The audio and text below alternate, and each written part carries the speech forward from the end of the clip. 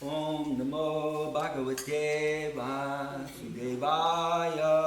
Om Namo Bhagavate Vasudevaya.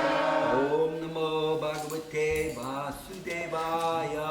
Om Namo Bhagavate Vasudevaya. Om Namo Bhagavate Vasudevaya. Om Namo Bhagavate Vasudevaya.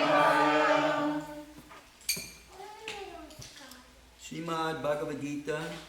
I'm going to read from the second chapter.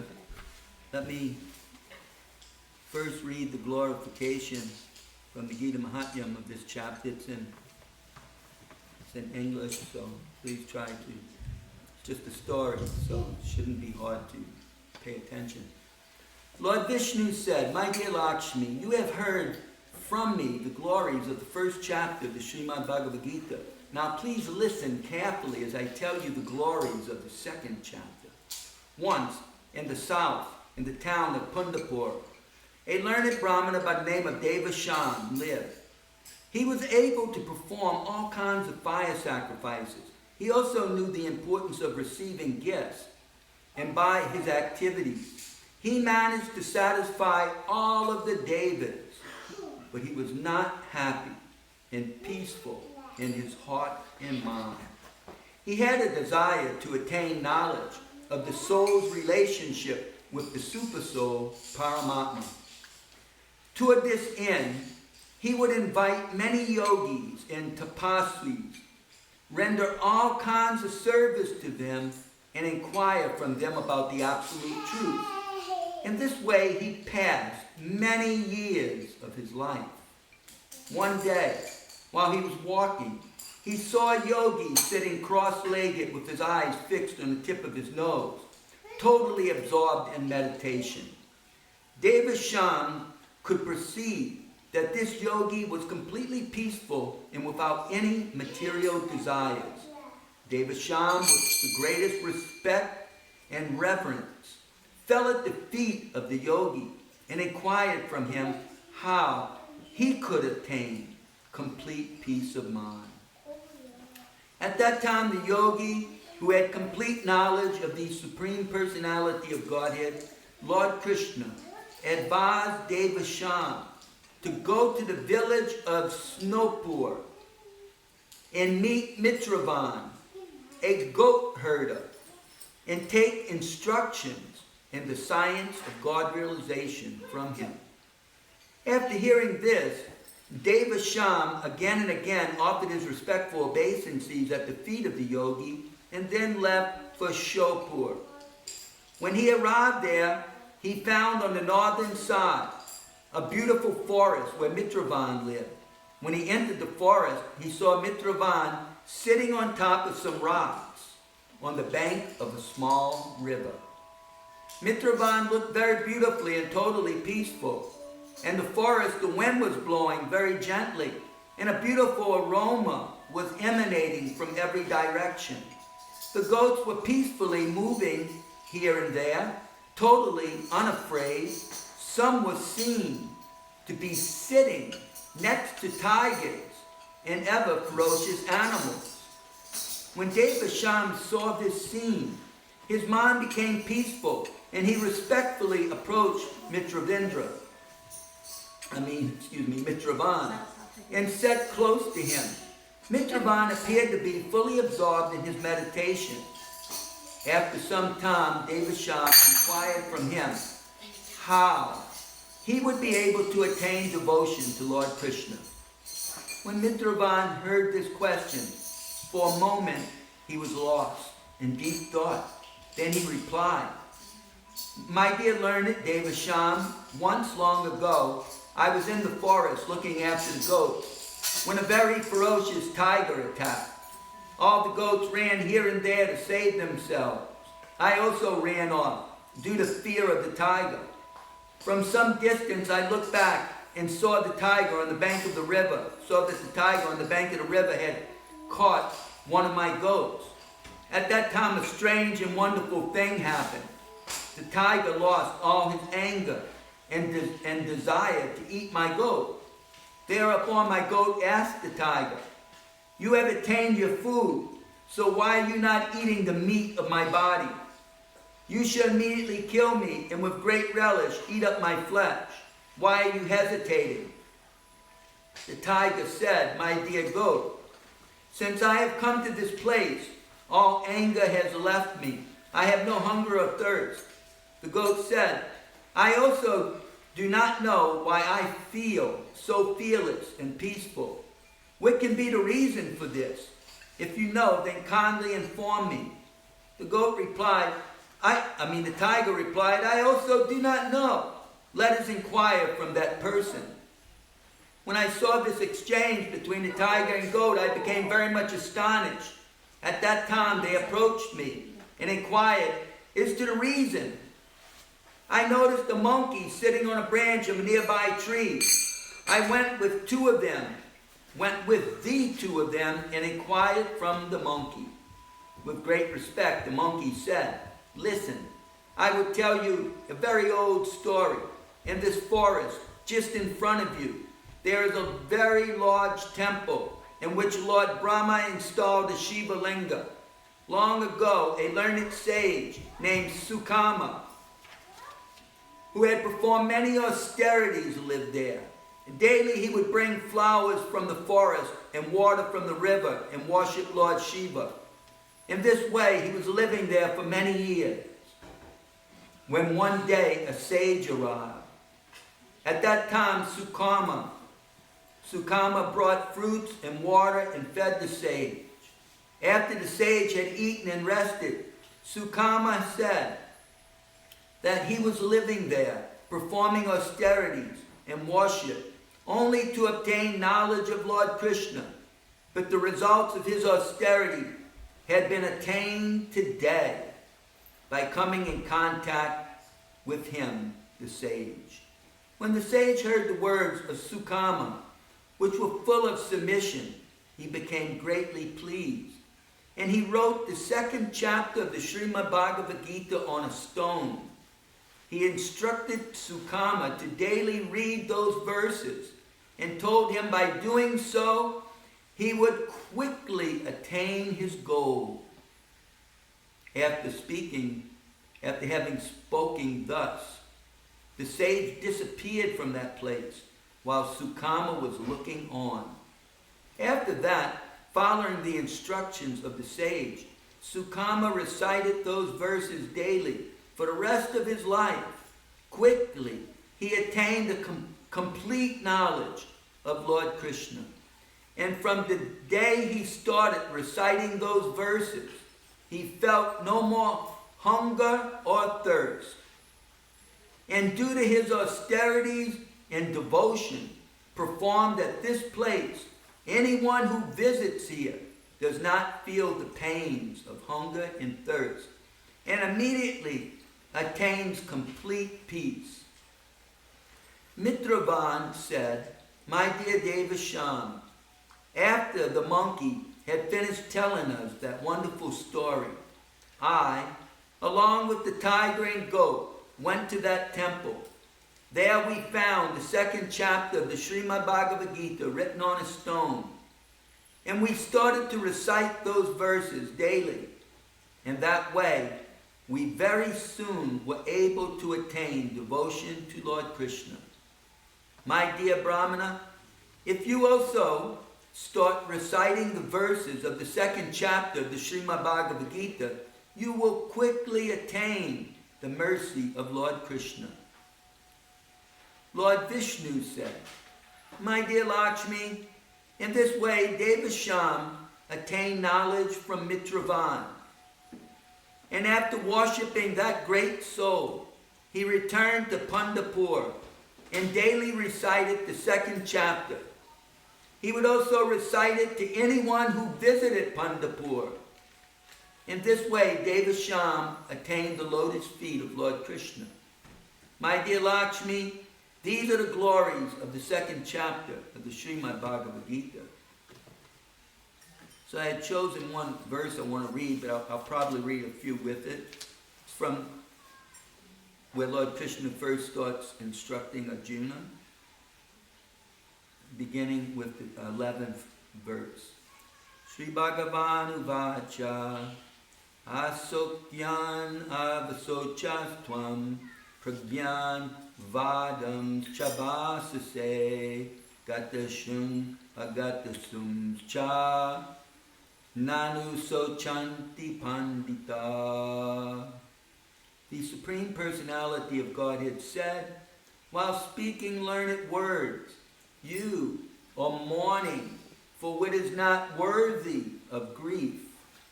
Those who are wise lament neither for the living nor for the dead. Dehinosmin yata dehe komaram yoganam jara tata dehantara praptir tirastatra namuyati. As the embodied soul continually passes in this body from boyhood to youth to old age, the soul similarly passes into another body at death. A sober person is not bewildered by such a change. Matra spasas tukunteya sitoshna sukadukada agamapayino nityas tamsti tikshas wabharata.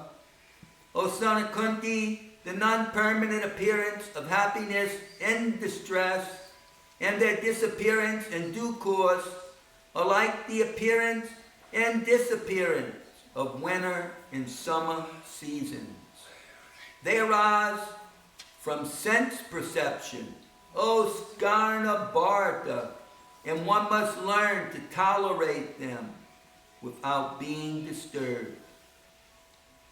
Yamina Viyata Yantyete Purusham Purushashaba Samaduka Sukham Diram Somita Twaya Kalpate. O best among men, Arjuna, the person who is not disturbed by happiness and distress is steady in both, is certainly eligible for liberation. I'll read His Divine Grace, Srila A.C. Bhaktivedanta Swami's purport to the 11th verse.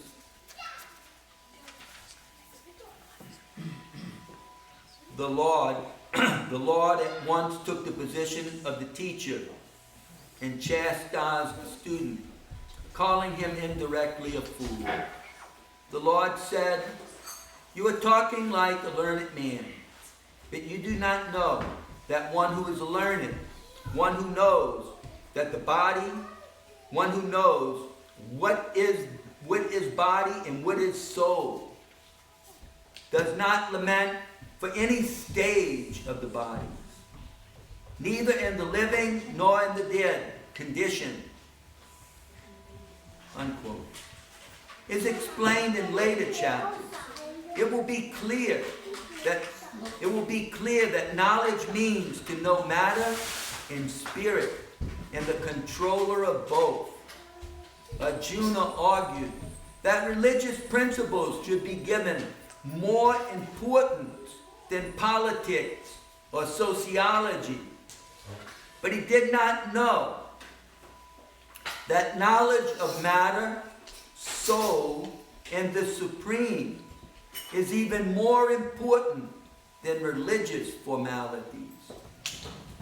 And because he was lacking in that knowledge, he should not have posed himself as a very learned man.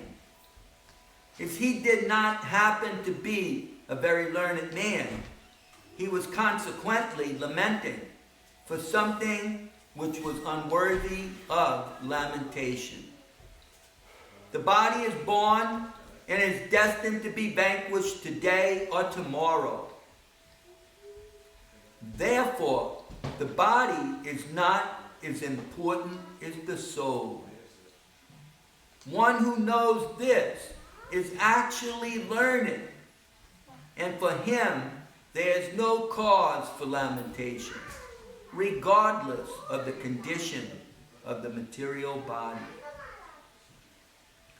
Thus ends the Bhaktivedanta purport to the 11th verse of the second chapter. Srimad Bhagavad Gita, Srila Prabhupada ki jai. Om Aganati Mirandasya Gananjana Shalakaya Kakshun Militam Yena Tasmai Shri Gurave Namaha. Shri Chaitanya Manobhistam Stapitam Yena Bhutale Swayam Rupa Kiramayam Dirati Swaparantikam Vandeham Shri Guru Shri Yukta Parakamalam Shri Guruns Vaishnavams Cha Shri Rupam Sagrajatam Sahaguna Raghunatham Vitam Tam Sajivam Sadvaitam Savadutam Brijana Saitam Krishna Chaitanya Devam Shri Radha Krishna Padan Sahagana Lalita Shri Visakan Vitams Cha He Krishna Karna Sindho Dinabando Jigapate Gopesa Gopika Kanta Radha Kanta Namostute Chapt Kanchana Gurangi Radhe Vindavane Swari Vrishabhanustutu Devi Pranamami Hari Priye. So we have about, it looks like about 16, 17 minutes. We'll leave at 1:30 and take Krishna's prasadam. Everything is very auspicious surrounding Krishna. So even eating the food offered in sacrifice, Krishna says we become free from all of our sinful reactions. So similarly, just by hearing the sound vibration Krishna, one becomes free from sinful reactions. We're to speak about hearing the sound vibration Radha Krishna. Radha and Krishna are one, and they live in Goloka Vrindavan. And they're very, very confidential pastimes only in Braja Bhumi. Nowhere else can that rasa, or that mellow of love, be experienced except in Braj Bhumi. So, once in a day of Brahma, once in every day of Brahma, Krishna brings Braja Bhumi to the earth. But Radha didn't want to go. She didn't want to go to that place that's so dark and no one remembers Krishna there. She doesn't want to go. But the time had come and Krishna was ready to take Braja Bhumi to the earth. So he tells Radharani, look, the trees are going. The cowherd boys are going. Look, Giriraj is going. Everyone is going. You have to come. So Radha says, I will come, but I will not open my eyes until I can see your moonlight smile. And so she goes. And when the king of that area of Braja Bhumi goes to take his bath in the morning, for many, many years, actually many, many, many years, the story goes way back. Him and his wife's name was Kalavati. I forget his name. But they performed great austerities, many, many austerities, and finally Brahma appeared and said, what do you want? They said, we want the goddess of fortune is our daughter. And Brahma said, oh, most people have a long list of things they want. And all you want is for Krishna's eternal consort to appear as your daughter. So he gave them the benediction and they appeared in Braja Bhumi on the earth many, many, many years later. And that was King Vrishabhanu and his wife Kirtida. So King Vrishabhanu, he's going to the river to take his bath, and in the river he sees this lotus. It's very bright, and it's out in the water, but there's a lot of wind, and he can't really wade out to it and get the lotus. He can see that there's a beautiful little girl on the lotus, a baby girl. So then Brahma appears and he actually gives the baby to King Vrishabhanu. He said, this is the baby that many, many many long years ago you prayed for. And so, of course, he offers his obeisances to Lord Brahma. He takes the child and he runs home. Kirtita, Kirtita. Look, our baby girl has finally come. They did have one son. This was the baby. Their son's name, Sridham.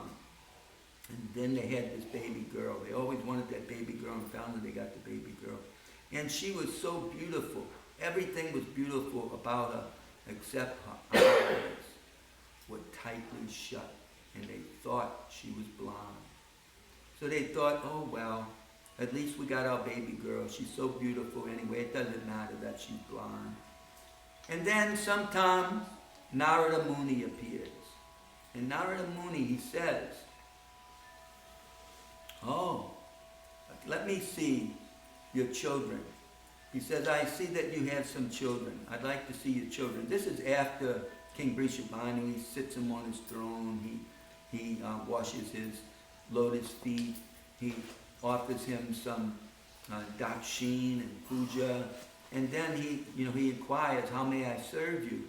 And Narada says, I'd like to see your children. Don't you have one a baby girl? And he says, oh, I have a son. He says, a son? You don't have a girl? He said, no, I have a son. So we'll bring your son here. He sees the son, nice son, real nice son. He blesses him, beautiful son. And so he gets up and he says, you sure you don't have a girl? He's looking at his astrological calculations. So King Vrishabhanu says, yeah, I was ashamed because she's blonde and I felt somewhat embarrassed. He said, please bring her immediately, bring her. And so they bring the baby girl, and Narada, he can tell, oh, this is the goddess Lakshmi here. And so he says, hey, Vrishabhanu, I know the cure for this blondness. You have this big festival, and you make this, and you make that, and you make this, you make that, all these very complicated preparations that you have to go to the market. It's not just in your house. You have to go to different places to secure these ingredients. So immediately everybody goes. They go running off to find these things, and Narada is left alone with baby Radha. And so he falls into ecstasy, and he chants many prayers and songs, and he's feeling very, very good. And then he disappears. Everybody comes back. They do what Narada says. They have the festival. And especially they were to invite Nanda Maharaj and Jasoda.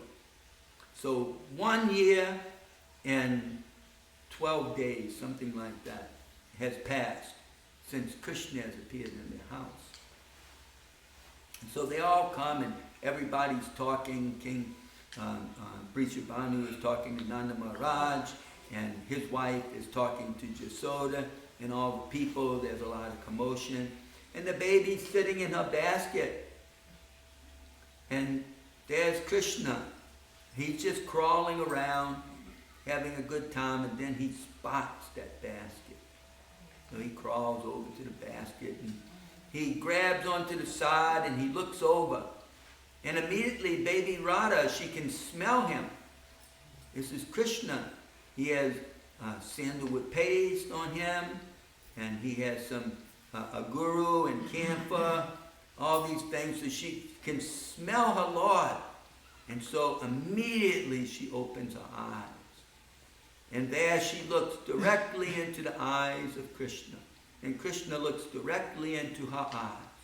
And the love between Krishna and his Aladini potency, his eternal consort, especially in the form of Radharani, where no other pastimes take place anywhere in creation, except in Brajabhumi can you find this Leela. Not anywhere else. They meet, and the love between them, it is said that it is so thick that you can put your finger in it and taste it.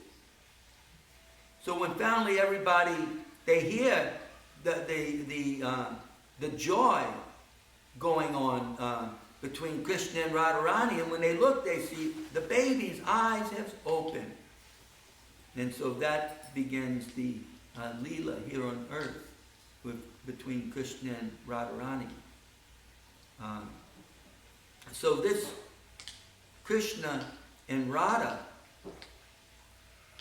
when Krishna left the earth at the end of Dwapara Yuga and the beginning of this Kali Yuga, then of course everything turned dark. The sages were performing great sacrifices to try to stop the Kali Yuga, try to hold it back. They didn't want things to become so dark, and they didn't want evil to descend on earth, where there'd be so much corruption and so much theft and distrust among people and fighting and quarreling and just all sorts of bad things. So they were trying to hold it back, and they were not sure exactly how to do that. And so they were informed that the story of the personality of Godhead would be able to stop this dark age.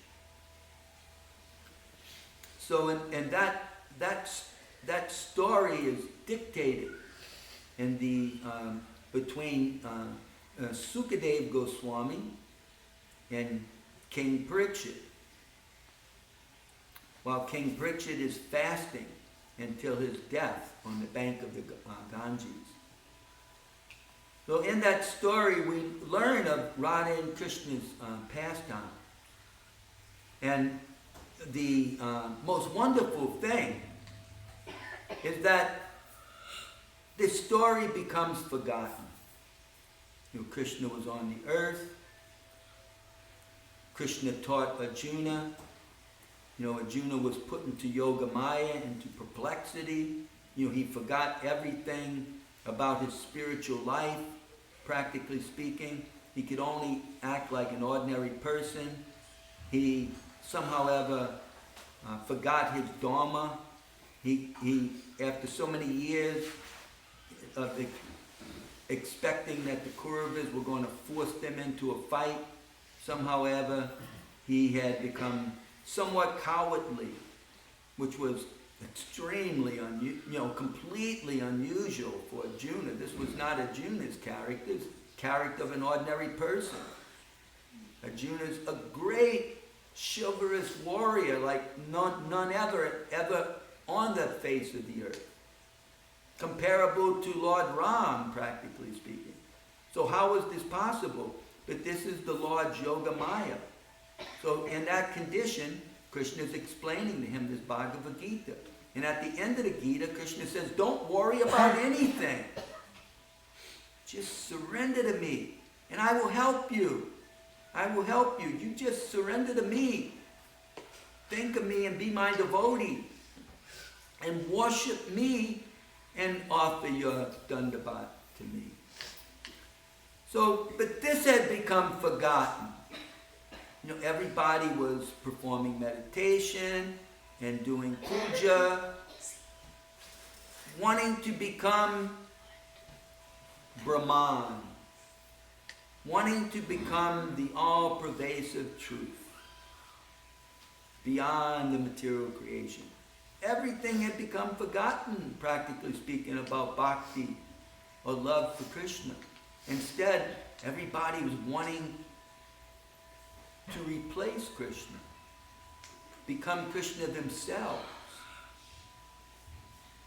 So what was Krishna going to do? He helped the people. Was he just going to forget us and let the Kali Yuga go on? Because it goes on for 36,000 years times 12. 36,000 goes on and on and on. People suffering more and more and more until the winter comes to an end, and the age of Satya Yuga starts again. So Krishna he became most compassionate. He says, I'll come down and I'll help all the fools and rascals again. But he's not going to come alone. And at the same time, he's not going to come as Krishna and fight with all the demons. Because everyone is possessed of demoniac attributes. So who is so good? No, everyone's full of passion and the tamasic mode of thinking I'm this body. So Krishna can't come here to, like he did in the other yuga, and just fight with the demons to protect the pious and the devotees, because everybody has forgotten him, practically speaking. So he can't come like that. So what he does is really unique. He says, I want to do something. He says, Radharani she's enjoying more than me. What is that she experiences? Why does she love? And her love increases. And it increases more than mine. Mine increases, but her increases more. So what is it that she's feeling, tasting, experiencing? So I will steal her mentality. I will take on her orator, her mode, and I will go down to the earth and experience what she wants, what she sees in me. I will experience it. And at the same time, I will help all of the fools and rascals on the earth. I will propagate the Saint Kirtan movement, the chanting of my holy name. So this incarnation, hardly anyone knows, only because of the Gaudiya Vaishnavas, especially Bhaktivedanta Swami, who came to New York City in 1965 and established the Sankirtan movement in the Western world, and then took it back all around the world. And this incarnation that no one had ever known before is in all the temples of the International Society for Krishna Consciousness. This incarnation of Lord Chaitanya Mahaprabhu, the combination of Radha and Krishna coming together so Krishna himself can experience Radharani's love, but at the same time teach the people on the earth how to surrender to Krishna. He didn't come as Krishna. He came like Radharani, as Krishna's devotee. And he showed everyone how to be a devotee. He was the most learned scholar, not just in his neighborhood, but in all of Navadvip. The greatest scholar in India. No one could compete with him. At 16 to 18 years old, every Pandit was afraid of him. He was so powerful, but he gave up his academic pursuits. He gave up being a learned Pandit who teaches others everything there is to know. He gave that up because he became so affected by love of Krishna that he began to teach the world that the important thing in life is just to love Krishna. If we love Krishna, then we can surrender to Krishna. And he showed everyone how we can love Krishna. Just by chanting the holy name. The greatest fools and rascals, if they just chant the holy name, then even they can become a devotee. Lord Chaitanya didn't make any discrimination. He appeared at the time of the height of the Mughal Empire. And he fearlessly chanted the holy name everywhere. Even the Muslims would see him and become affected and become devotees. Once in his village in Navadvip, all the Orthodox Pandits were afraid, and because Lord Chaitanya's devotees were chanting too loud, and that's against the law of the Mohammedan government. You can't propagate Hinduism, out loud, especially in public. So they were all cursing Lord Chaitanya's devotees. The king's going to find out and he's going to come here and ruin the village. So they said, we should just tear apart Srivas Thakur's house and throw it into the Ganga. Let's get rid of them. But Lord Chaitanya, he said to Srivas Pandit, what are you worried about? What are you worried about? So what if the Muslim king comes? Don't you know who I am?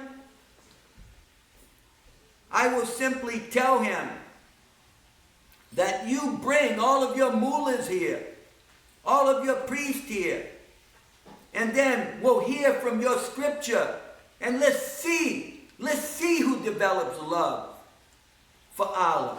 Let's see who develops love for God. Let them chant. Let's hear them. And we'll listen to them. And then we'll see how everyone is affected by their recitation. And then I will bring all kinds of wild animals, elephants, jackals, tigers, deers, and I will make them chant the holy name and dance and cry in ecstasy. All of them will cry in ecstasy. All of the Muslim soldiers will cry in ecstasy. So let them come. Let them come and let's see what happens. In this way, Lord Chaitanya fearlessly propagated the Sankirtan Yoga throughout all of Bengal, around the globe of India. He spent the last 18 years of his life at Jagannath Puri, entering deeper and deeper into trance because he was now experiencing just what Radharani experiences. But his order to his devotees was to always chant the holy name. To always chant the holy name. This is the yoga for the age. Anyone can do this yoga. Ladies can do it at home. Men can do it at work. Children can do it at school. You can say it out loud. You can say it in your mind. But the Hare Krishna mantra is absolute. And it purifies everything. It is the yoga, a sacrifice for the age. So when Bhaktivedanta Swami brought it here in 1965, it spread all over the world, and it's still spreading all over the world. It's changing the world to a better place.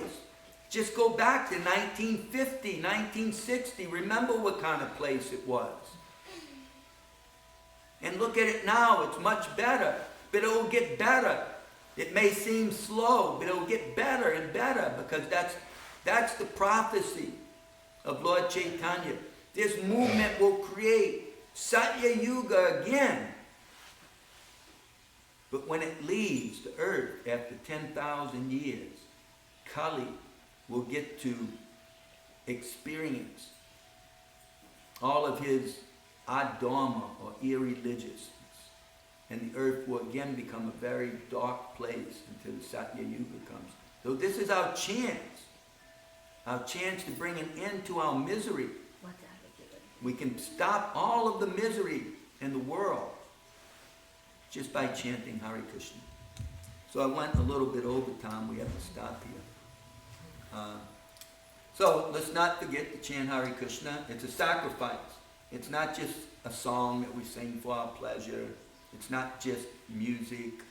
It's a sacrifice. So therefore we should force ourselves to get up in the morning before the children get up, before we have to go to work, before we have to eat breakfast, and we should clean ourselves the best we can, but the important thing is to chant. Like the shopkeeper who didn't have no time to chant. So Narada Muni told him he could chant in the shower. So he would chant in the shower. In this way he developed love for Ram. So we all have to force ourselves because it's our duty. Just like we go to work to do our duty, because if we don't earn a living and we can't support ourselves and our family. So it's our duty to chant the holy name, to perform this sacrifice. It pleases the Supreme Personality of Godhead. When he's pleased, all the devas are pleased. And then everyone on earth becomes pleased. So it's our duty to perform this sacrifice. Krishna says in the Gita, I sent forth these acts of sacrifice for people to perform. In this day and age, this is the act of sacrifice. Krishna says, of sacrifices, I am the chanting of the holy name. So we have to wake up as early as possible and chant the holy name. Or if we stay up late at night because of our work or whatever, then when we have to cut off some time and give ourselves some time to chant the holy name. Even if it's at night, we have to chant the holy name, find some time. Or again, we can chant in the shower. We can chant while going to work. We can listen to the devotees chanting,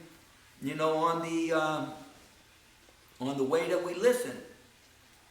But the point is that this chanting is not just it's not just a recitation of a mantra. It's the great sacrifice of the age. Anyone can do it. You don't have to be a Paka Brahmin. You don't have to do a fire Agnihotri. Anyone can do it. Hare Krishna, Krishna Krishna, Hare Hare, Hare Rama, Rama, Hare Hare. Jai Srimad Bhagavad Gita ki jai. Jai Srila Prabhupada ki jai.